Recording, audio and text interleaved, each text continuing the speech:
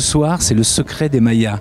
Donc on est discret, on regarde, on observe ici. C'est toute la civilisation ici qui est représentée. Et pour ça, on va interviewer ce soir tous les acteurs de cette exposition qu'il va falloir venir voir absolument parce que c'est rare. C'est rare et surtout c'est une première en Europe. Et ça, Elisabeth, elle va nous en parler. Merci de me donner la parole pour que je signale ce grand moment événementiel sur l'exposition des Mayas, avec une présence d'à peu près 150 sculptures uniques jamais exposées en Europe. Et j'ai eu la chance de retracer un petit peu également avec cette exposition mon passé qui a été de 17 ans en Amérique du Sud. Je reconnais énormément de figurines, de sculptures. Je suis absolument ravie. Je suis très content d'être ici pour voir cette superbe collection de céramique sur laquelle vous verrez beaucoup de précision et de finesse. En tant que représentant du Guatemala, ça me touche personnellement.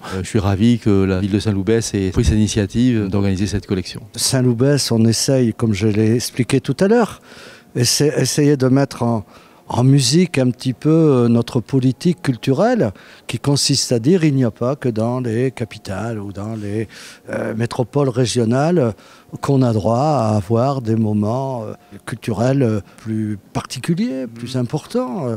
Donc la coupole se prétend à ce genre d'exposition. Notre directrice a pu lier un lien avec Éric Gilbert, donc, qui est aujourd'hui celui qui a amené en Europe cette exposition et qui a bien voulu venir la rôder, comme on dit, avant d'aller dans des capitales, Paris, Madrid. Pourquoi le secret des Mayas ?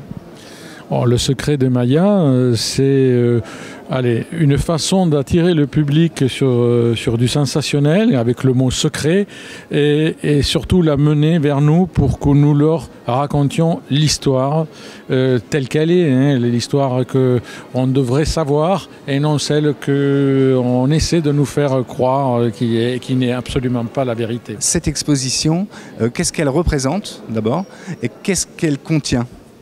Elle représente la vie de tous les jours des Mayas. Ce n'est pas que la vie à travers les artefacts, c'est aussi la représentation de la journée ou de l'année, du mois, le quotidien des Mayas, par l'image, par les fresques et par des explications que nous savons maintenant, mais que nous n'avons jamais essayé de faire passer. Donc un petit exemple, le jeu de balle, le ballon. Oui. Le ballon, c'est né là-bas. Les conquistadors sont arrivés, ils ont vu pour la première fois un ballon qui rebondissait, qui était fait en latex, donc le caoutchouc, et ils l'ont ramené en Europe et les premiers jeux de balle en Europe commencèrent. Voilà, donc ils ont inventé finalement le football et tous les jeux de ballon qui vont autour. C'est ce que je disais tout à l'heure en conférence, que les Girondins de Bordeaux existent grâce aux Mayas. Alors, les pièces que nous avons ici viennent du Mexique et du Guatemala.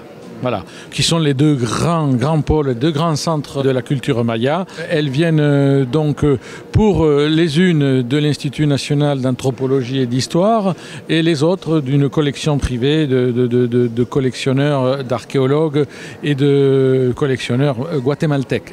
Profiter de venir à Saint-Loubès pour voir une explication fantastique de cette civilisation. Est-ce que vous pouvez nous parler bien justement de votre présence ici? Pourquoi vous êtes présent? Mi presencia se debe a que Eric me ha invitado justamente a participar como consejero científico para esta exposición en particular.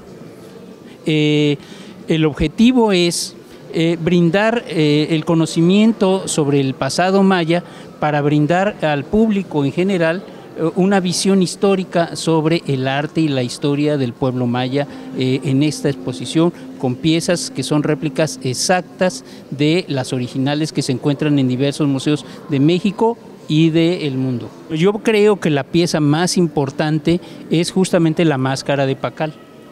Esta pieza representa el rostro del rey Pacal una vez que él fue sepultado en una tumba que tiene una característica muy especial.